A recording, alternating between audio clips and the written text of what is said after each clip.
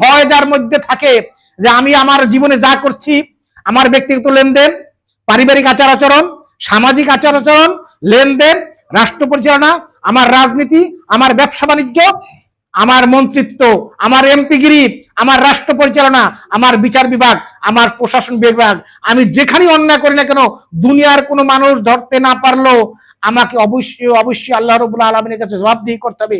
এই অনুভূতি যার মধ্যে থাকে সে জনগণের উপরে জুলুম করতে পারে না, সে মানুষকে গুম করতে পারে না, সে আয়নাঘর তৈরি করতে পারে না। এই ভয় যার মধ্যে থাকে সে জনগণের সম্পদ লুণ্ঠন করে কানাডায় বেগমপাড়ায় বাড়ি করার দুঃসাহস করতে পারে না।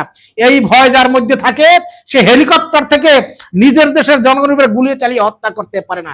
জন্য জামাত ইসলামী এমন একদল নেতৃত্ব এবং কর্মী বাহিনী তৈরি করেছে, তারা শুধু দুনিয়ার পুলিশ প্রশাসন, দুনিয়ার দুর্নীতি দমন কমিশন নয়, তারা এর পাশাপাশি এটাও বিশ্বাস করে যে আমার এই জীবন শেষ নয়, পরবর্তী একটি জীবন আছে, যেই জীবনে আমাকে আমার স্রষ্টার সামনে আমার হিসাব দিতে হবে।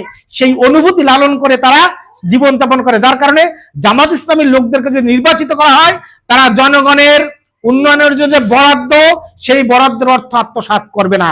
তারা তাদের কাছে জনগণের জন্য যেই সাহায্য আসবে সেই সাহায্য আত্মসাৎ করবে না। তাদের কাছে কোনো বিচার আসলে তারা ইনসাফ ভিত্তিক বিচার করবে। তারা জনগণের উপর জুলুম করবে না, ক্ষমতাকে নিজেদের পারিবারিক সম্পত্তি মনে করবে না। এই জন্য জনগণের কাছে আমরা এই মেসেজটি দিতে চাই, যদি জামাত ইসলামীকে নির্বাচিত নেতাদেরকে নির্বাচিত হয়, জামাত ইসলামী যাদেরকে প্রার্থী ঘোষণা করেছে, বিশেষ করে আমাদের এই আসনে আমরা আনোয়ার হোসেন মোল্লাকে প্রার্থী করেছি, আমরা প্রতিটি আসনে 3 আসনে প্রার্থী ঘোষণা করেছি, প্রতিটি নির্বাচনে আমরা প্রার্থী দিব ইনশাল্লাহ, আর অতীতও আমরা দিয়েছি।